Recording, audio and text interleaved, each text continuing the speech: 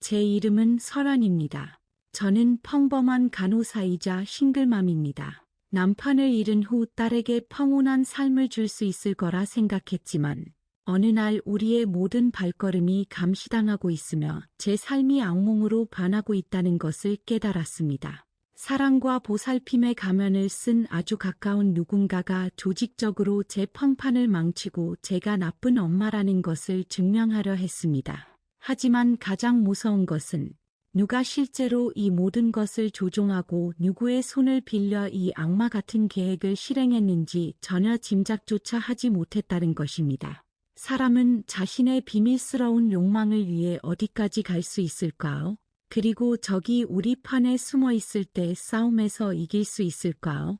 이것은 온 세상이 저를 등진 것 같았을 때 제 딸을 위해 어떻게 싸웠는지에 대한 이야기입니다. 자녀를 위해서는 끝까지 싸워야 한다고 생각하신다면 좋아요로 이 이야기를 지지해 주세요.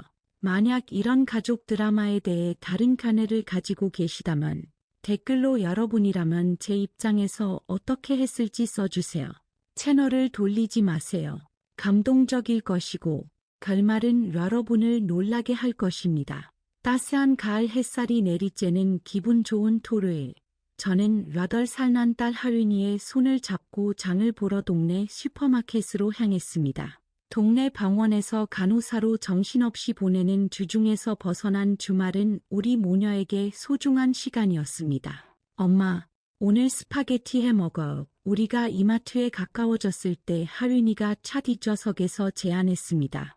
토마토 소스로. 또 우리 며칠 전에 막 했잖아. 제가 가볍게 웃으며 대답했습니다. 이번엔 다른 거 한번 해보자. 하지만 아빠가 토마토 소스 스파게티를 제일 좋아했다고 했잖아요. 가슴이 철렁 내려앉았습니다. 2년 전 남편 민준이가 교통사고로 세상을 떠난 후 하윤이는 가끔 이렇게 고인이 된 아빠를 떠올렸습니다. 아마도 자신만의 방식으로 아빠에 대한 기억을 지키려 했던 것 같습니다.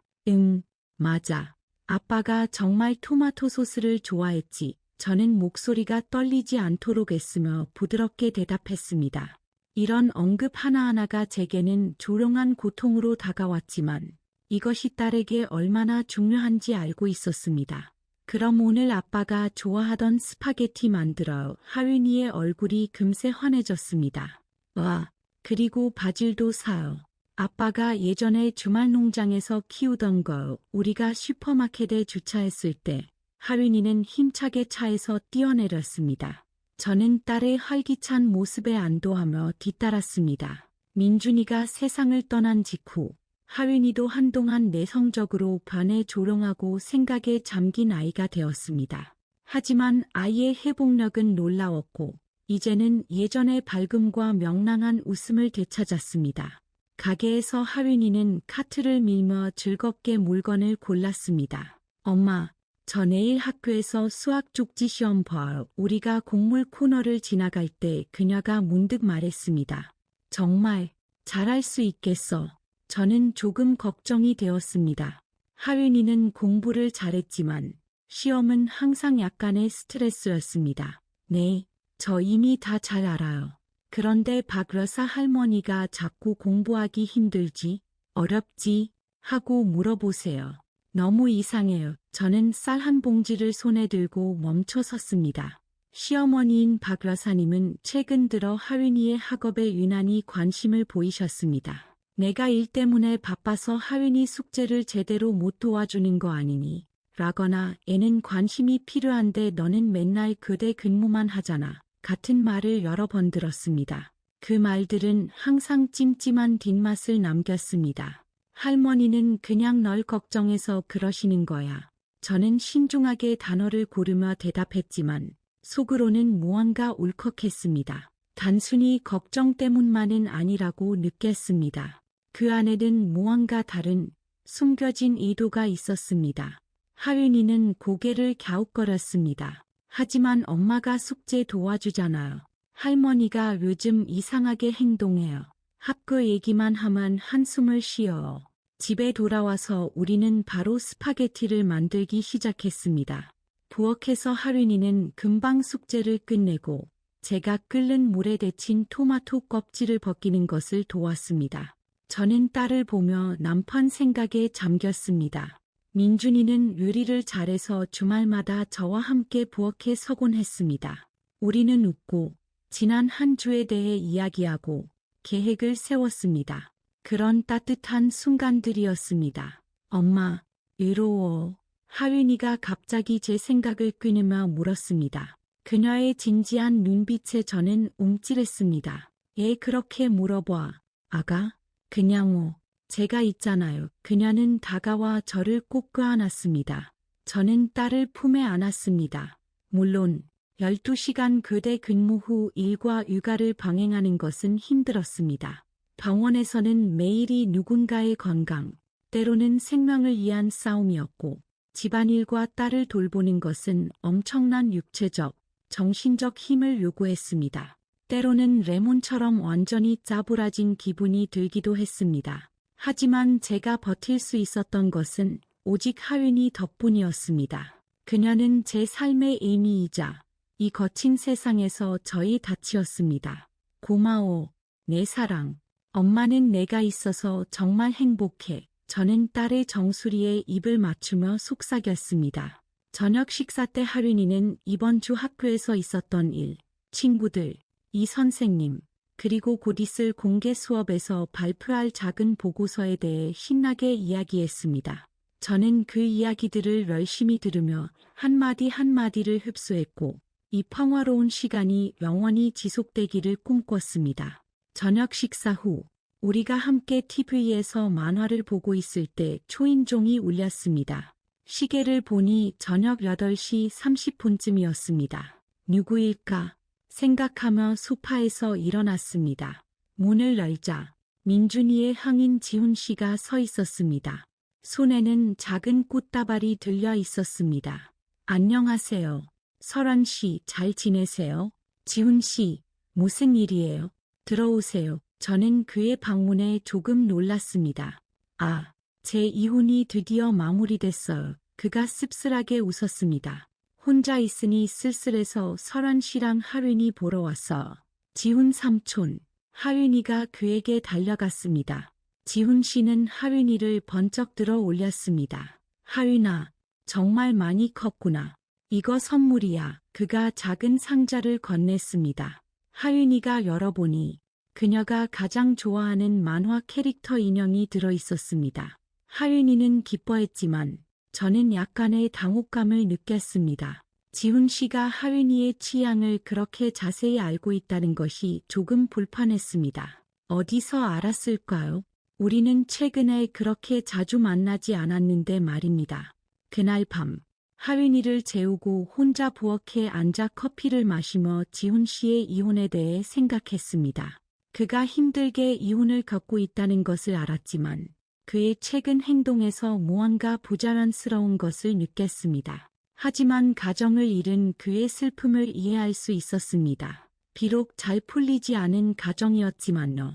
아마도 그는 자신만의 방식으로 자신이 필요한 곳을 찾고 있었을지도 모릅니다. 그럼에도 불구하고 그가 하윤이의 취향을 그렇게 자세히 알고 있다는 것이 마음에 걸렸습니다. 언제, 어디서 그런 정보를 얻었을까요? 그 후로 지훈 씨의 방문은 마치 정해진 스케줄처럼 잦아졌습니다. 매일 저녁 6시쯤이면 초인종이 울렸습니다. 제가 보통 병원에서 돌아와 하윤이와 함께 저녁을 준비하기 시작하는 시간이었습니다. 또 오셨네. 몇 주가 지나자 하윤이가 조용히 한숨을 쉬었고 그녀의 목소리에는 예전의 기쁨이 없었습니다. 딸의 얼굴에도 피곤한 기색이 나타나기 시작했습니다. 하윤아, 오늘 학교에서 어땠어? 지훈 씨는 매번 똑같이 물었습니다. 그의 손에는 항상 사탕, 학용품, 새 장난감 같은 선물이 들려 있었습니다. 괜찮았어요. 하윤이는 더 이상 예전 같은 열광을 보이지 않고 대답했습니다. 지훈 씨는 그것을 알아채지 못하는 듯 거실 소파에 앉았습니다. 이혼하고 나니 너무 외로워. 그가 말했습니다. 너희 둘이 나에게는 큰 위안이야. 저는 복잡한 심정이었습니다. 고인이 된 남편의 형에게 차갑게 대할 수는 없었지만 솔직히 매일의 방문은 부담스러워졌습니다. 힘든 하루 일과를 마치고 나면 딸과 단둘이 조용히 저녁을 보내고 싶었습니다. 지훈 씨, 너무 자주 오시면 저희도 바쁠 때가 있어요. 어느 날 저는 최대한 부드러운 말로 용기를 내어 말했습니다. 아, 맞아요. 미안해요. 지훈 씨는 사과했지만 다음 날 같은 시간에 또 나타났습니다. 오늘 특별한 날인데 하윤이가 공개 수업 발표 연습하는 거 봐도 될까요? 그가 물었습니다. 저는 깜짝 놀랐습니다. 발표 연습이요? 그걸 어떻게 아세요? 하윤이가 며칠 전에 말해줬잖아요. 안 그래요? 지훈 씨는 마치 당연하다는 듯이 대답했습니다. 하지만 저는 그런 대화를 나눈 기억이 없었습니다. 하윤이에게서 발표에 대한 이야기는 들었지만 지훈 씨가 있는 자리에서 그 이야기가 나왔던 기억은 없었습니다. 하윤이도 이해한 듯 고개를 갸웃거렸습니다. 다음 주 목요일이잖아요. 2시에 시작하죠. 지훈 씨가 말을 이었습니다. 제가 보러 가도 될까요? 이제 저는 정말로 당황했습니다. 저는 누구에게도 공개 수업의 정확한 날짜와 시간을 알리지 않았습니다. 그 정보는 어디서 얻으셨어요? 제 목소리는 제가 의도했던 것보다 날카롭게 들렸습니다. 하윤이한테 들었어. 그렇지. 하윤아. 하윤이는 불안한 듯 저를 쳐다봤습니다.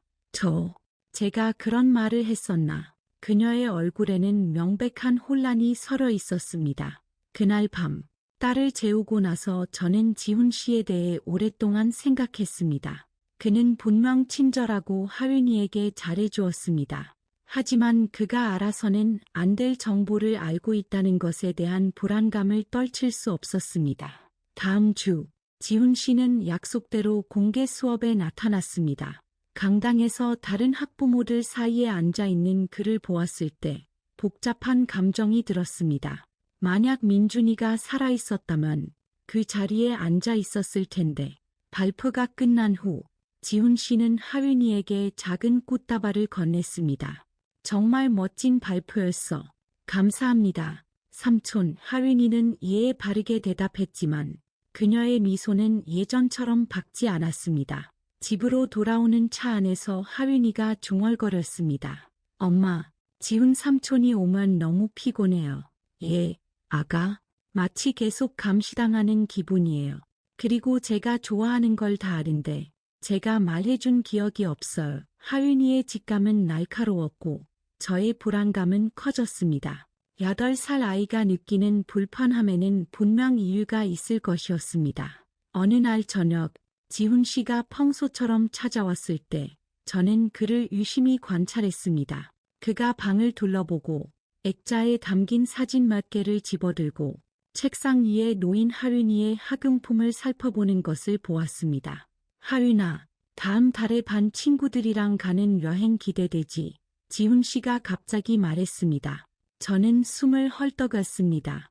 동물원 여행에 대한 정보는 바로 어제 학교에서 나눠준 안내문에 있었습니다. 저는 아직 하윤이와 그에 대해 제대로 이야기하지도 못했습니다. 여행이요? 하윤이도 어리둥절했습니다. 응, 동물원 가잖아. 샌드위치 준비하기 힘들겠네. 설한 씨, 지훈 씨가 미소 지었습니다. 지훈 씨, 제 목소리가 떨렸습니다. 그걸 어떻게 아세요? 지훈 씨의 표정이 굳어졌습니다. 하윤이한테서 말해줬잖아요. 저는 아직 동물원 여행에 대해 듣지 못했어요. 하윤이가 저를 보며 조용히 말했습니다. 침묵이 흘렀습니다. 지훈 씨는 어색하게 웃었습니다. 아, 정말 내가 착각했나 보네. 다른 사람한테 들었나 봐. 하지만 그 설명은 부자연스러웠습니다. 하윤이네 반 여행에 대한 정보를 다른 누구에게서 들을 수 있었을까요? 지훈 씨가 떠난 후 저는 하윤이의 책상 서랍, 즉 학교 안내문이 놀아있던 곳을 확인했습니다. 제가 마지막으로 봤을 때와는 미묘하게 정돈된 느낌이었습니다. 하윤아, 최근에 책상 서랍 정리했니? 아니요, 엄마. 엄마가 항상 정리하라고 하시지만 아직 안 했어요. 하윤이는 솔직하게 대답했습니다. 그날 밤, 저는 또 잠을 이루지 못했습니다. 지훈 씨의 행동에는 설명할 수 없는 점이 너무 많았습니다. 하윤이의 취향을 아는 것, 핫도 행사의 세부 사항을 아는 것, 그리고 오늘 여행 건까지. 단순한 우란이라고 하기에는 너무 부자연스러웠습니다. 다음 날, 지훈 씨가 떠날 때 저는 2층 창문에서 그가 집을 뚫어지게 쳐다보는 것을 보았습니다. 그의 시선은 마치 무언가를 확인하려는 듯 집안을 샅샅이 훑는 것 같았습니다. 등골이 오싹해졌습니다. 엄마, 지훈 삼촌 이상하죠? 하윤이가 조용히 다가왔습니다. 얘 그렇게 생각해, 아가? 삼촌은 항상 우리가 어디 가는지 물어봐. 예를 들어, 내일 일하러 가오. 라거나 토요일에 어디 가오. 하고, 애 그렇게 많이 알아야 해요. 하윤이의 관찰은 정확했습니다. 지훈 씨는 정말로 제 일정을 자세히 알려고 하는 경향이 있었습니다. 처음에는 그가 걱정해준다고 생각했지만, 이제 와서 생각해보니 부자연스러웠습니다. 어쩌면 지훈 삼촌은 그냥 애로운 게 아니라 다른 이유가 있는 걸지도 몰라요. 하윤이의 말은 제 불안을 확신으로 바꾸었습니다. 무언가 잘못되었고 그 무언가가 저를 심각하게 두렵게 만들기 시작했습니다. 그 주 목요일, 지훈 씨는 뜻밖의 제안을 했습니다. 설한 씨, 혹시 집 예비 열쇠 하나 만들어줄 수 있어요? 예비 열쇠요? 에요? 저는 그런 요청에 어안이 벙벙했습니다. 만약을 위해서 당신에게 무슨 일이라도 생기면 하윤이가 걱정돼서 친척으로서 책임감을 느껴요. 민준이도 제가 당신들을 돌봐주길 바랐을 거예요. 저는 즉시 거절했습니다. 고마워, 지훈 씨. 하지만 그럴 필요 없어. 무슨 일 생기면 옆집 아주머니께 부탁할게요. 하지만 하련이 더 믿을 만하잖아요. 그렇죠? 지훈 씨가 고집했습니다. 민준이라면 분명 제가 모든 걸 돌봐주길 바랐을 거예요. 그가 고인이 된 남편의 이름을 그런 식으로 언급하자 분노가 치밀어 올랐습니다. 이건 너무했습니다. 지훈 씨, 당신의 마음과 걱정은 고맙지만 거절하겠어요. 그 순간 하윤이가 조용히 중얼거렸습니다. 삼촌, 좀 무서워. 지훈 씨의 표정이 순간적으로 변해 딱딱하고 거의 포식자처럼 보였습니다. 하지만 그는 곧 미소를 지으며 대답했습니다. 무섭다니. 삼촌은 그냥 하윤이를 지켜주고 싶을 뿐이야. 하지만 하윤이는 제 뒤로 숨었습니다. 그녀의 어린 본능이 무언가 위험한 것을 감지한 것 같았습니다. 일요일 오후, 저와 하윤이는 시 외곽의 큰 쇼핑몰에 있었습니다.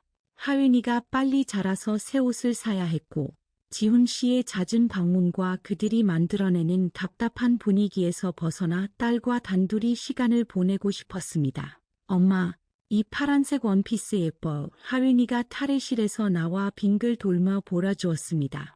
정말 잘 어울린다. 아가, 이걸로 하자. 딸의 순진한 미소를 보니 마음이 따뜻해졌습니다. 최근 지훈 씨가 올 때마다 하윤이의 표정은 자주 어두워졌습니다. 우리는 옷가게를 옮겨 다니며 양말과 속옷을 함께 골랐습니다. 쇼핑백이 무거워지자 하윤이가 말했습니다. 목말라요. 우리는 푸드코트 카페에서 밀크쉐이크를 한 잔씩 주문했습니다. 오늘 정말 재밌어요. 하윤이가 행복하게 말했습니다.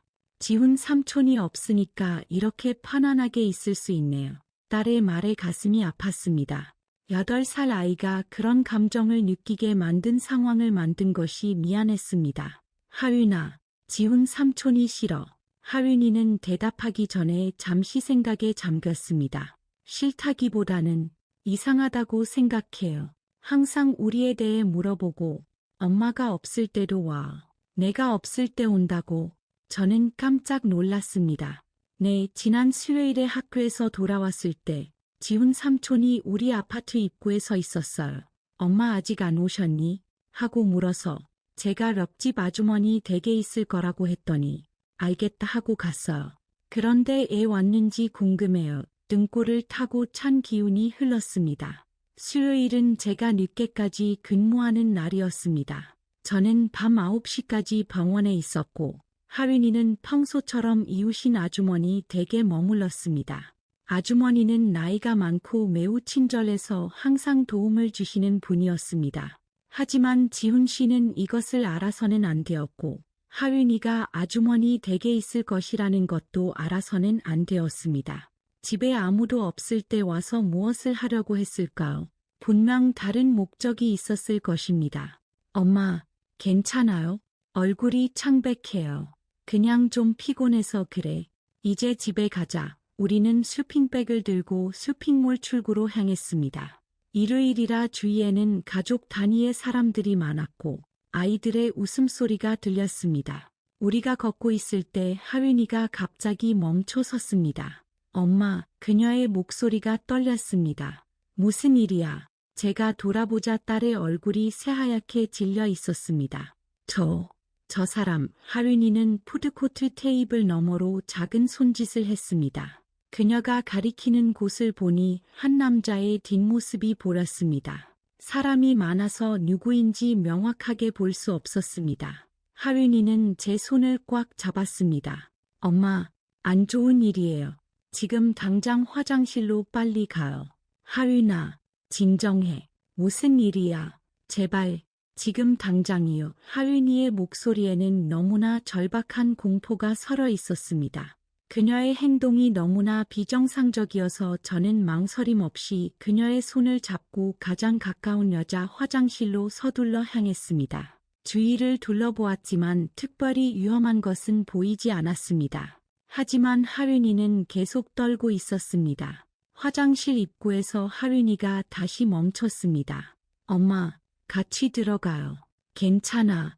하윤아, 여긴 안전한 곳이야. 아니요. 싫어. 같이 들어가야 해요. 하윤이는 제 팔에 매달렸습니다. 저는 딸과 함께 같은 칸에 들어가는 것 외에 선택의 여지가 없었습니다. 하윤이는 재빨리 문을 잠그고 검지를 입술에 대고 저를 쳐다봤습니다. 움직이지 마세요. 보세요. 그녀가 속삭였습니다. 하윤이는 바닥에 쭈그려 앉아 문 아래 틈으로 조용히 밖을 내다보았습니다. 저도 그녀 옆에 쭈그려 앉아 같은 방식으로 밖을 보았습니다. 처음에는 아무것도 보이지 않았지만 잠시 후 남자의 가죽 구두가 보였습니다. 검은색으로 반짝이게 닦인 구두였습니다. 그 구두는 화장실 안을 천천히 돌아다녔습니다. 그 구두는 마치 누가 안에 있는지 확인하려는 듯 각 칸막이 앞에서 멈췄습니다. 심장이 미친 듯이 뛰기 시작했습니다. 남자가 여자 화장실에 있는 걸까요? 이건 매우 이상했습니다. 우리는 휴대폰으로 통화하는 낮은 목소리를 들었습니다. 이쪽으로 갔을 텐데 저는 숨을 죽였습니다. 남자는 누군가를 찾고 있었고 그 대상은 우리일 수 있었습니다. 네, 맞아요. 엄마와 딸, 여자아이는 8살 정도. 하윤이는 제 손을 더욱 꽉 잡았습니다. 우리는 두려움에 얼어붙었습니다. 쇼핑백을 들고 있었고 파란색 원피스를 산 것 같아요. 피가 얼굴에서 빠져나가는 기분이었습니다. 그는 정확히 우리에 대해 이야기하고 있었습니다. 파란색 원피스는 하윤이가 방금 산 것이었고 우리 손에 들린 쇼핑백 중 하나에 들어 있었습니다. 가죽 구두가 다시 움직이기 시작했습니다. 이번에는 각 칸막이 앞을 더욱 꼼꼼하게 지나갔습니다. 발소리가 점점 더 가까워졌습니다. 네, 알겠습니다. 조금 더 기다려보겠습니다. 남자가 전화를 끊었습니다. 그 순간 법 칸에 누군가 들어왔습니다. 평범한 여자의 발소리였습니다. 물 내리는 소리가 들렸습니다. 남자의 구두는 서둘러 출구 쪽으로 움직였습니다. 죄송합니다. 남자의 목소리가 들렸습니다. 청소부입니다. 곧 끝내겠습니다. 이건 거짓말이라고 직감했습니다. 만약 그가 청소부였다면 유니폼을 입고 있어야 했고 여자 화장실은 여자 직원이 청소해야 했습니다. 이건 서투르고 어설픈 변명이었습니다. 잠시 후 가죽 구두 소리가 멀어졌습니다. 하지만 저와 하윤이는 여전히 움직일 수 없었습니다. 엄마, 무서워. 하윤이가 떨리는 목소리로 말했습니다. 괜찮아. 이제 간 것 같아. 저는 딸을 껴안았습니다. 그런데 하윤아, 그가 우리를 따라온다는 걸 어떻게 알았어? 저 사람 전에 봤어요. 하윤이가 낮은 목소리로 대답했습니다. 며칠 전에 학교 근처에서 봤어요. 우리를 사진 찍고 있었어요. 온몸이 떨렸습니다. 누군가 우리를 미행하고 있었고 오늘은 쇼핑몰까지 따라온 것이었습니다. 하윤아, 내가 알아차려서 정말 다행이야. 고마워. 그런데 누가 우리를 사진 찍는 걸까? 나쁜 사람이에요. 저는 대답할 수 없었습니다. 하지만 한 가지는 확실히 알았습니다. 이것은 우란이 아니었습니다. 누군가 의도적으로 우리를 쫓고 있었습니다. 저는 휴대폰을 꺼내 112로 경찰에 신고했습니다. 하지만 제 두서없는 이야기를 들은 당직자는 상당히 무관심하게 대답했습니다. 실질적인 피해는 없었잖아요. 아무 일도 일어나지 않았고 남자가 여자 화장실에 들어가서 당신들을 찾았다고. 오해일 수도 있죠. 청소부라고 했다면서. 맞죠? 저를 진지하게 받아들이지 않는다는 느낌이 들었습니다. 이렇게 간단하게는 도움을 받을 수 없다는 것을 깨닫고 전화를 끊었습니다. 경찰이 이 일을 심각하게 받아들이지 않는다면 제가 직접 해결해야 했습니다. 엄마, 우리 어떡해요? 우선 여기서 안전하게 나가자. 그리고 이런 일이 일어나는지 생각해보자. 우리는 조심스럽게 화장실에서 나왔습니다. 남자는 더 이상 보이지 않았지만 저는 계속해서 누군가의 시선을 느꼈습니다. 저와 하윤이가 쇼핑몰 보안실로 뛰어들어갔을 때 경비원은 처음에는 우리를 회의적으로 대했습니다. 하지만 하윤이가 남자의 인상착의를 자세히 설명하고 제가 무슨 일이 일어나고 있는지 깨달았을 때 떨리는 손으로 휴대폰 녹음기로 녹음했던 대화의 일부를 재생하자 경비원의 표정이 바뀌었습니다. 이건 정말 의심스럽네요. 그가 말했습니다. CCTV를 확인해 봅시다. 30분 후 남자는 건물 안에서 발견되었습니다. 그는 어두운 정장을 입고 작은 카메라를 손에 든 중년 남성이었습니다. 경비원이 그를 신문하기 시작하자 남자는 공무원 중처럼 보이는 신분증을 제시했습니다. 제 이름은 최철민입니다. 그가 말했습니다. 업무상 조사차 여기에 왔습니다. 업무상 조사요? 어떤 종류의 조사입니까? 경비원이 캐물었습니다. 비밀 유지 의무 때문에 말씀드릴 수 없습니다. 최철민이 잘라 말했습니다. 경비원은 경찰을 불렀고 순찰차는 20분 후에 도착했습니다. 남자를 경찰서로 데려가려고 할 때 제 휴대폰이 울렸습니다. 지훈 씨였습니다. 설한 씨, 괜찮아요? 무슨 일 있었다고 들었어. 지훈 씨, 어떻게 아세요? 저는 완전히 어리둥절했습니다. 인터넷 뉴스에서 봤어. 쇼핑몰에서 수상한 사람을 잡았다고 하더라고. 혹시 당신들일까 봐 걱정돼서 저는 혼란스러웠습니다. 사건이 발생한 지 1시간도 채 되지 않았습니다. 이렇게 빨리 뉴스에 나올 만큼 큰 사건도 아니었습니다. 지훈 씨가 어떻게 알 수 있었을까요? 지금 데리러 갈게요. 어디에요? 저희는 경찰서로 가달라고 요청받았어요. 하지만 제 차가 있으니 괜찮아요. 아니에요. 걱정돼요. 지금 바로 갈게요. 지훈 씨는 제게 반박할 틈도 주지 않고 전화를 끊었습니다. 저는 하윤이와 함께 경찰서에서 기다리며 점점 커지는 불안감을 느꼈습니다. 체포된 최철민에 대한 조사가 시작되었습니다. 그는 처음에는 아무 말도 하지 않으려 했지만 여자 화장실 침입과 스토킹으로 법적 처벌을 받을 수 있다는 설명을 듣고 나서야 마침내 입을 열었습니다. 박 여사라는 지인에게 부탁받았습니다. 저는 숨을 헐떡였습니다. 그것은 제 시어머니의 이름이었습니다. 어떤 조사를 부탁받았습니까? 수사관이 물었습니다. 설한 씨의 일상생활을 기록하는 것이었습니다. 특히 아이 양육 상황을 살펴보는 것이었죠. 엄마가 아이를 제대로 돌보는지, 엄마가 너무 바빠서 아이를 위험에 방치하지는 않는지, 그런 것들이요. 저는 의자에서 벌떡 일어났습니다. 그게 무슨 뜻이죠? 최철민은 죄책감에 찬 목소리로 대답했습니다. 박 여사님은 당신이 아이를 키우기에 적합하지 않다고 생각하시는 것 같았습니다. 양육권을 얻기 위한 증거를 모으고 싶다고 하셨어요. 세상이 무너지는 것 같았습니다. 시어머니가 제 딸의 양육권을 빼앗으려 한다니. 그 순간 지훈 씨가 사무실로 뛰어들어왔습니다. 설한 씨, 하윤아, 괜찮아. 지훈 삼촌, 하윤이가 그에게 달려갔습니다. 지훈 씨는 하윤이를 안고 제게 다가왔습니다. 도대체 여기서 무슨 일이 있었던 거예요?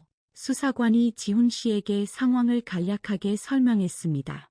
지훈 씨가 최철민의 이야기를 듣자 그의 얼굴이 창백해졌습니다. 어머니가, 아니, 그럴 리가 없어. 어머니는 그런 짓을 할 분이 아니에요. 지훈 씨, 몰랐어.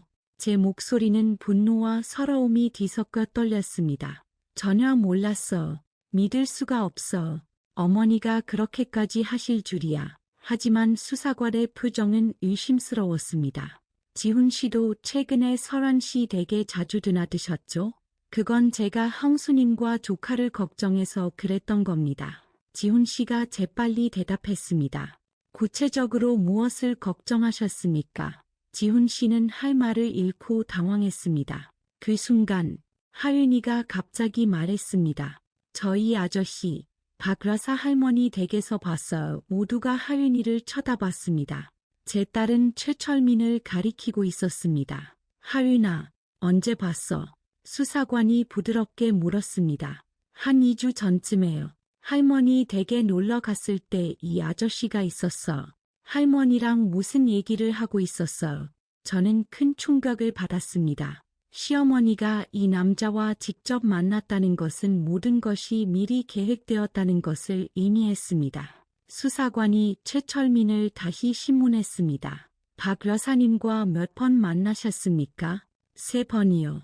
처음 부탁하실 때, 중간 보고 때, 그리고 추가 지시를 받을 때요. 추가 지시는 무엇이었습니까? 더 상세한 증거를 수집하라는 것이었습니다. 사진뿐만 아니라 가능하다면 대화도 녹음하라고 하셨어요. 그리고 설한 씨에게 불리한 관계나 습관이 없는지도 알아봐 달라고 하셨습니다. 저는 떨림을 멈출 수 없었습니다. 우리의 모든 일상생활이 감시당하고 있었습니다. 게다가 최철민이 말을 이었습니다. 아들도 도와주길 원하셨어. 말하자면 안에서 가족 상황을 파악해달라고 모든 시선이 지훈 씨에게 쏠렸습니다. 아들이요? 저를 말씀하시는 건가요? 지훈 씨의 목소리가 떨렸습니다. 네, 박 여사님은 아들이 안에서 가족 상황을 파악하고 있다고 말씀하셨습니다. 지훈 씨의 얼굴이 새빨개졌습니다. 사실이 아닙니다. 어머니는 제게 그런 부탁을 하신 적이 없어요. 하지만 수사관은 계속했습니다. 그렇다면 그렇게 설한 씨 댁에 자주 드나드셨습니까? 하윤이의 학교 행사, 일정, 설한 씨의 계획에 대해 자세히 알고 계셨습니까? 그건 지훈 씨는 완전히 혼란스러워 보였습니다. 어머니가 저에게 당신들 안부를 물어보신 건 사실입니다. 하지만 저는 그냥 걱정돼서 설한 씨가 혼자 아이를 키우기 힘들 거라고 생각했어. 제가 무언가 도울 수 있기를 바랐고, 하지만 예비 열쇠를 만들어 달라고 부탁한 것은요. 수사관이 그를 뚫어지게 쳐다봤습니다. 지훈 씨는 침묵했습니다. 잠시 후 그는 마침내 입을 열었습니다. 그의 목소리는 거의 들리지 않았습니다.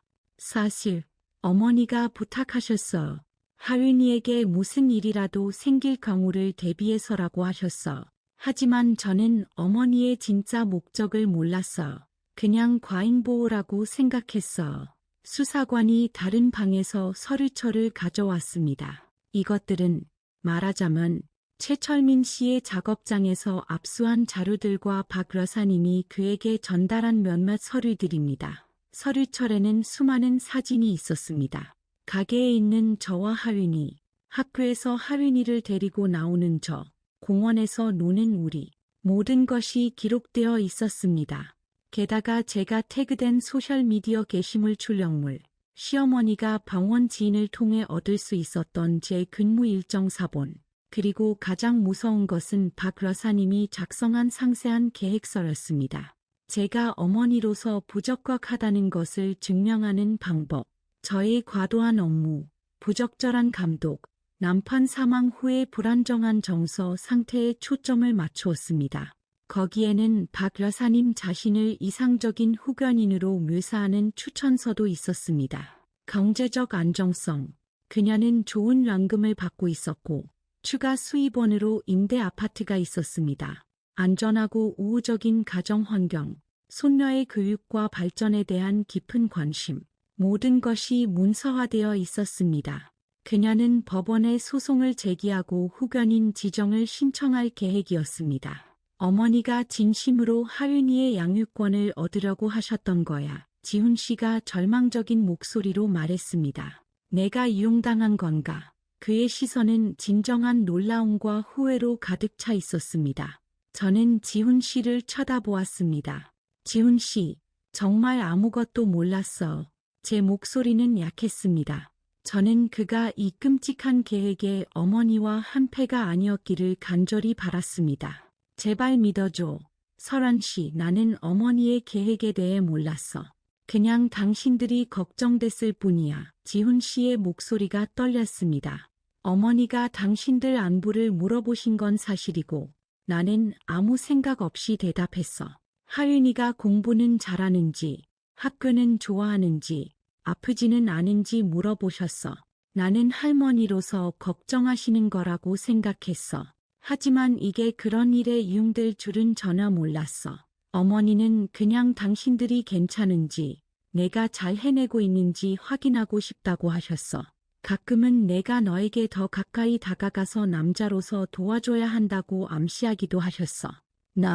나도 그러고 싶었지만 두려웠어.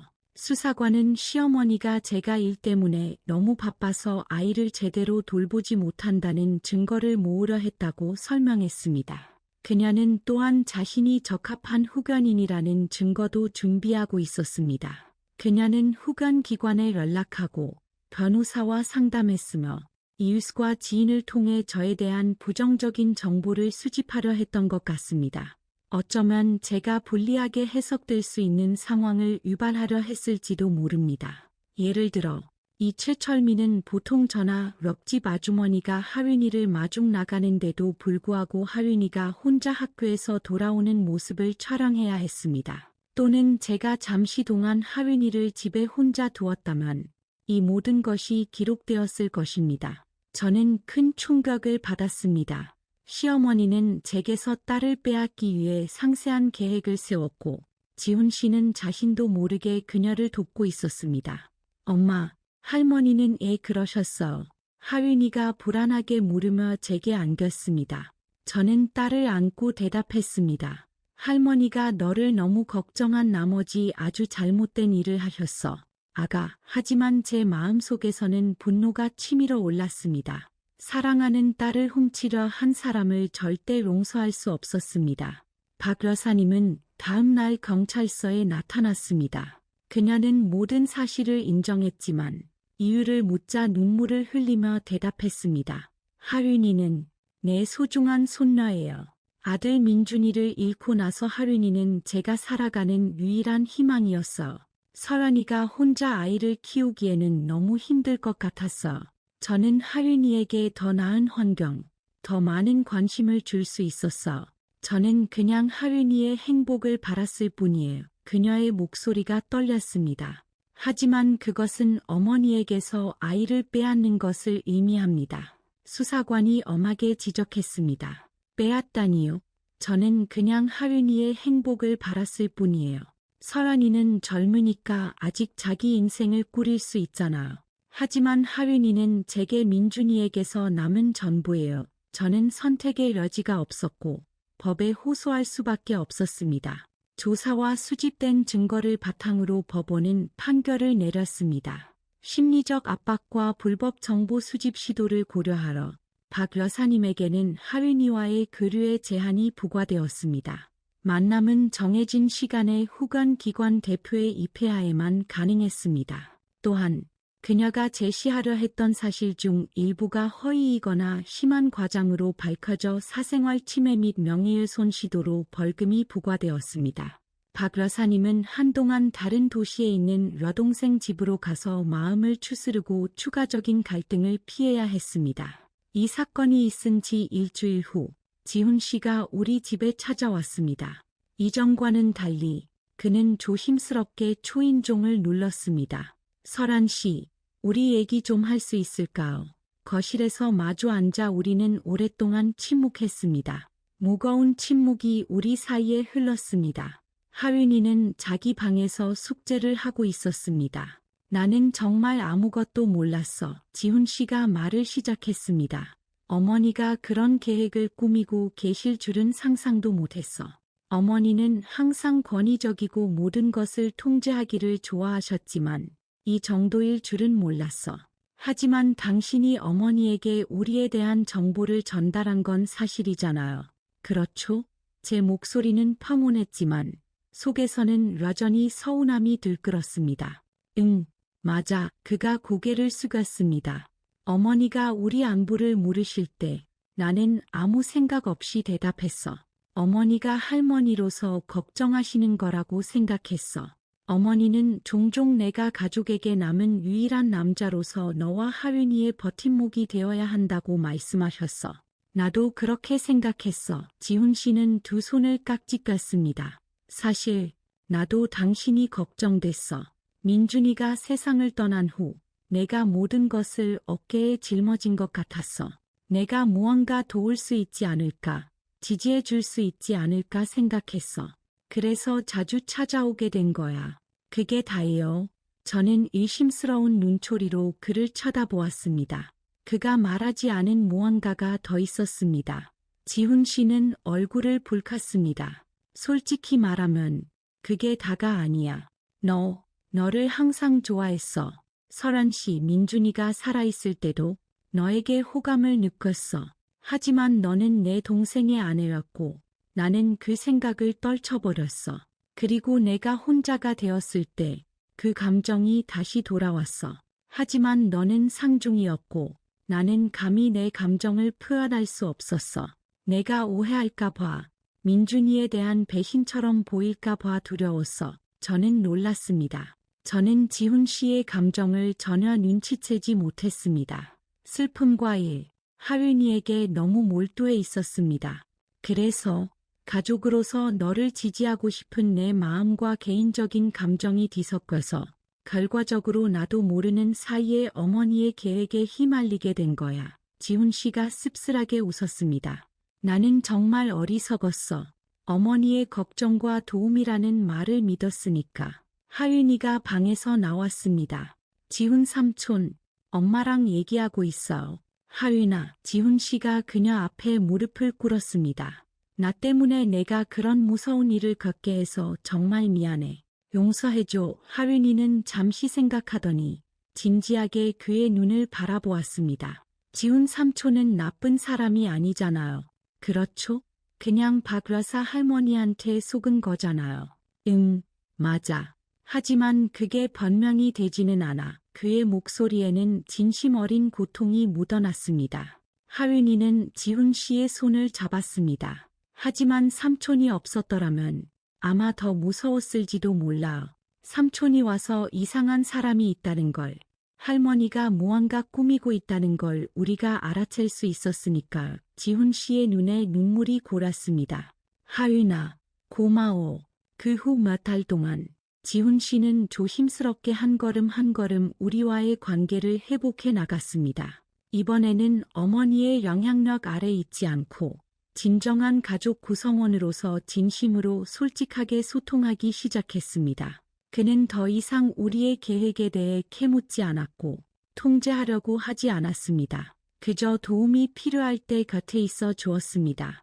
수도꼭지를 고치고 민준이 부모님에게서 남았고 제가 유지하려고 애쓰던 주말 농장에 가고 제가 직장에서 늦을 때 하윤이를 학교에서 데려오는 등 저도 점차 지훈 씨를 신뢰하기 시작했습니다. 저는 그의 진심과 하윤이에 대한 진정한 사랑을 느꼈습니다. 그는 하윤이에게 민준이를 대신하려 하지 않았지만 그녀에게 친절하고 믿음직한 친구, 형 같은 존재가 되어 주었습니다.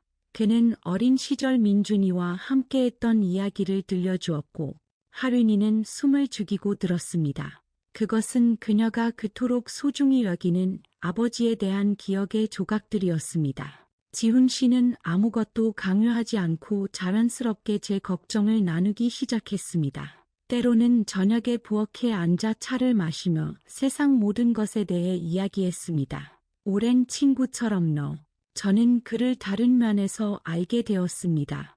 남편의 항의나 권위적인 시어머니의 아들이 아니라 자신만의 상실과 실망을 겪은 독립적이고 깊이 있으며 상처받기 쉬운 사람으로서 1년 후 봄, 라일락이 피고 공기가 새로운 삶의 향기로 가득 찼을 때 저와 지훈 씨는 조촐한 결혼식을 올렸습니다. 하윤이는 아름다운 흰 드레스를 입고 제 주된 신부 들러리였습니다.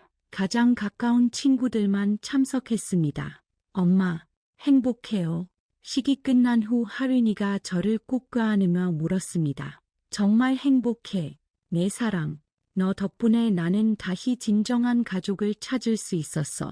나도 행복해요. 아빠가 하늘에서 우리를 보고 계실까요? 분명히 보고 계실 거야. 그리고 우리가 행복해서 아빠도 행복하실 거라고 생각해. 저는 기쁨의 눈물이 차오르는 것을 느끼며 대답했습니다. 지훈 씨가 다가와 하윤이를 번쩍 들어 올렸습니다. 내가 너의 새아빠가 될게, 하윤아. 하지만 민준이 아빠를 절대 잊지 않을 거야. 우리는 항상 그를 기억할 거야. 나는 지훈이 아빠도, 민준이 아빠도 사랑해요. 하윤이가 지훈 씨의 목을 껴안으며 선언했습니다.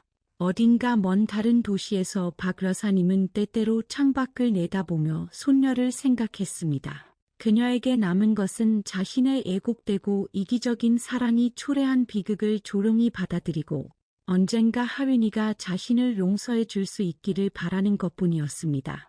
우리는 그녀가 하윤이에게 전화하는 것을 금지하지는 않았지만 그들의 모든 대화는 제 감독하에 이루어졌고 박 여사님은 관계를 이해하기 시작한 것 같았습니다. 저는 진정한 가족은 서로를 돌보고 보호하고 어떤 상황에서도 사랑하는 마음으로 만들어진다는 것을 깨달았습니다. 이제 나의 새로운 가족, 지훈 씨와 하윤이와 함께 만들어갈 미래는 분명 밝을 것입니다. 우리는 많은 것을 겪었지만 그것은 우리를 더욱 강하게 만들었고 함께 보내는 매 순간을 소중히 여기도록 가르쳐 주었습니다. 이 이야기는 저로 하여금 많은 것을 다시 생각하게 했습니다. 저는 보살핌으로 이장한 맹목적이고 이기적인 사랑이 얼마나 파괴적일 수 있는지 똑똑히 보았습니다. 다른 사람의 삶을 통제하려는 욕구가 설령 좋은 의도에서 비롯되었다 하더라도 상상할 수 있는 모든 경계를 넘어서면 그것은 필연적으로 고통과 파괴로 이어집니다. 그리고 의무감과 혈연이라는 감정을 조종하는 것이 얼마나 쉬운지 깨달았습니다. 여러분은 가까운 사람들의 사랑이 숨막히거나 조종의 도구로 변질되는 상황을 겪어본 적이 있습니까? 그리고 여러분 생각에 진정한 보살핌과 통제 시도를 어떻게 구별할 수 있을까요? 여러분의 이야기와 의견은 매우 중요합니다. 댓글로 함께 토론해 봅시다.